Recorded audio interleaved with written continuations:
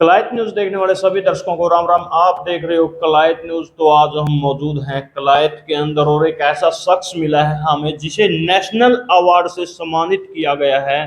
तो वीरवान शास्त्री बाणा वाले, तो उनसे बातें करेंगे और पूछेंगे सर मतलब ये किस विषय पर आपने ये नेशनल अवार्ड मिला है। तो वीरवान शास्त्री हमारे साथ मौजूद हैं। तो वीरवान शास्त्री जी, आपको पहले कलायत न्यूज की तरफ से बहुत बहुत बधाइयाँ हो। नमस्कार। क्लैत न्यूज़ देखने वाले सभी दर्शकों को मेरी तरफ से नमस्कार। तो आप सुना है 18 तारीख को एक नेशनल अवार्ड से सम्मानित किए गए हो। जी। तो क्या वो विषय था, क्या वो प्रोग्राम था जिससे आप सम्मानित किए गए हो, क्या आपने ऐसा क्या कार्य किया है? इसमें ऐसा था कि 2009 में जी। मुझे डिस्ट्रिक्ट लेवल का अवार्ड मिला था, एक्सीलेंट टीचर अवार्ड। उसके बाद हमने पढ़ाई के मामले में, जैसे मेरा सब्जेक्ट संस्कृत है, जी। तो संस्कृत पढ़ाने का एक थोड़ा ढंग अलग तैयार किया।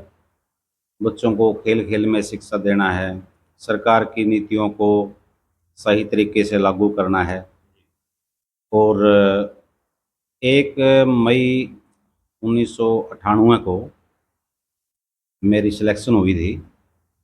तो मैंने ज्वाइनिंग लेटर के साथ साथ एक रिज़ाइनिंग लेटर भी लिखा था कि अगर मेरा पढ़ाया हुआ कोई बच्चा मेरे विषय में अगर फेल हो गया तो मैं रिज़ाइन कर दूंगा। तो वो कृपा है मालिक की। जी। तो 25 साल का रिकॉर्ड है ये कि बोर्ड का कोई भी बच्चा हमारा फेल नहीं है। और अब की बार जो 10वीं का हमारा रिजल्ट रहा है, 10वीं में 13 बच्चे थे, उसमें से 11 बच्चों की मेरिट आई है। जी।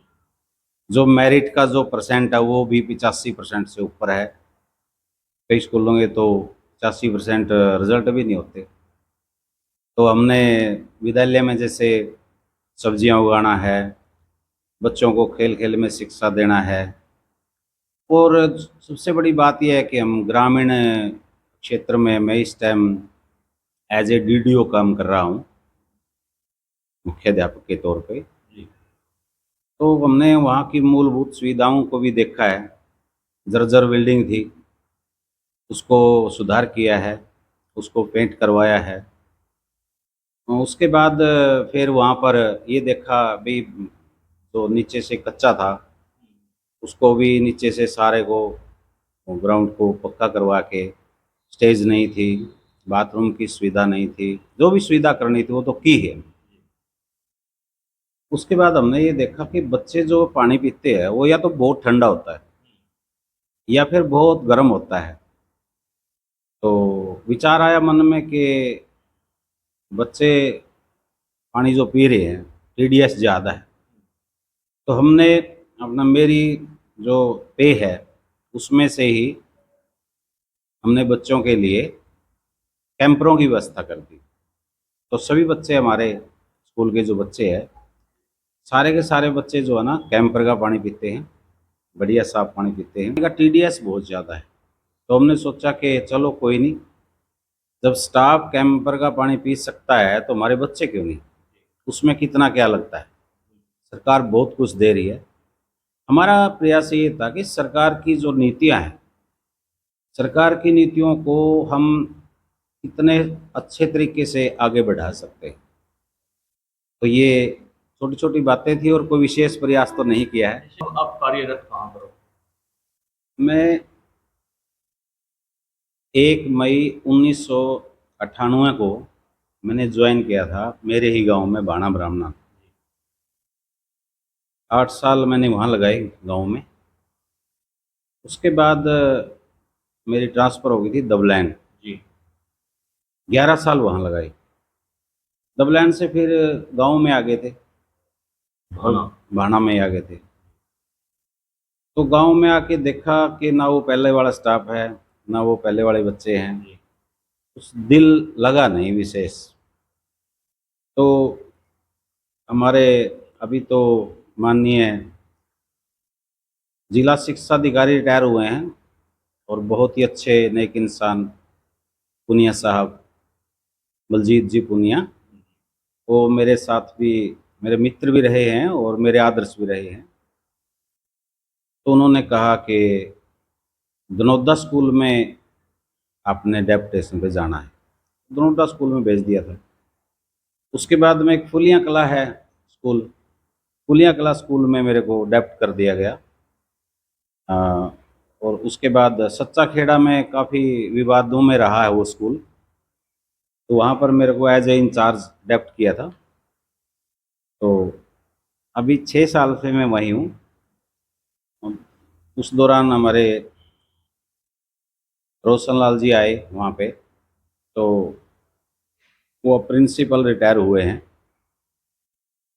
मेरे को डीडीओ का पदभार जो है ना दिया हुआ है सरकार ने अब। तो प्रयास यही है कि सरकार की नीतियों को अच्छे से लागू करें। तो बिरमान जी, जैसे आज का जो युवा क्या कर रहा है? अब एक ही हिसार में एक वाक्य देखने को मिला था, जो मतलब कि प्राइवेट संचालक जो है स्कूल संचालक थे, उनको +2 के बच्चों ने मतलब चाकुओं से घोंपकर उसकी हत्या कर दी गई। और एक यहाँ सेरदा है कैथल जिले में, वहाँ भी एक वाक्य देखने को मिला मारपीट का टीचर की। तो इसके लिए जो बच्चे हैं आजकल, उनको क्या मैसेज देना चाहते हो, क्या संदेश देना चाहते हो? तो पहले क्या होता था, जैसे आप वाला टाइम की बात करें तो हम तो जो गुरुजी होते थे वो छड़ी के साथ मारपीट करते थे, तो मतलब वो अपने बच्चे के भविष्य के लिए करते थे। आजकल वो गुरु शिष्य की परंपरा का अभाव हो गया है। जी। आज टीचर और स्टूडेंट हो गए हैं, गुरु शिष्य नहीं रहे। जी।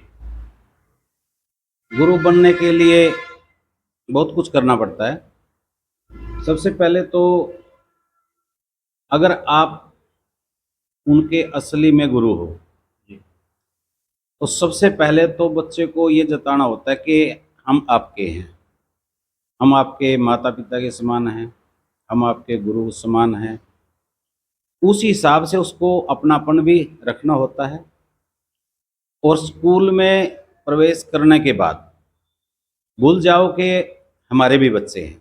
घर के बच्चों को भूल के स्कूल के बच्चों को ही अपना बच्चा मान के उनको पढ़ाना होता है। अगर इस तरीके से गुरु पढ़ाएंगे तो मुझे नहीं लगता कि शिष्य इस प्रकार का कदम उठा सकते हैं, बिल्कुल नहीं उठा सकते।